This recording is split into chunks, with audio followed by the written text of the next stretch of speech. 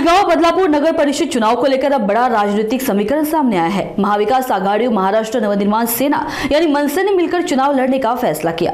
इस बाबत जानकारी सांसद सुरेश मात्रे उर्फ बाला मामा ने दी। उन्होंने बताया कि इस विषय पर 2 दौर की चर्चा हो चुकी है और अंतिम निर्णय कल लिया जाएगा।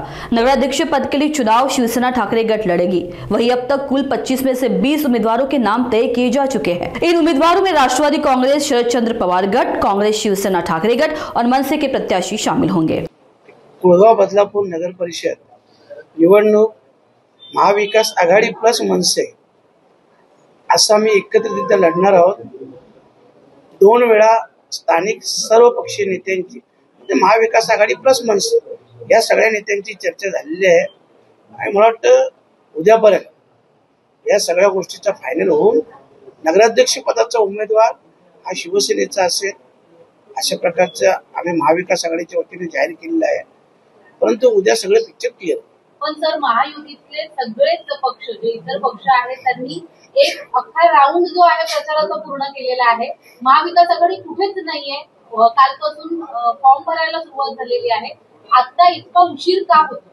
काय कारण असेल या गोष्टीचं? उशीर होण्याचं कारण म्हणजे आपल्याला कल्पना असेल आम्ही इथे महाविकास आघाडी म्हणून कमी आहोत।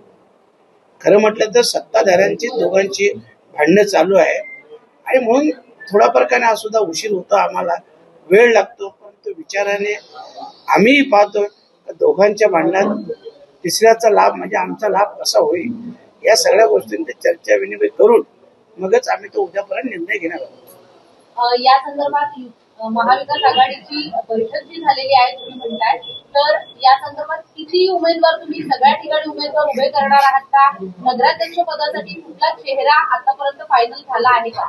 साधारणतः बघा 25 ते 30 ठिकाणी उमेदवारांची नावं आलेली आहेत।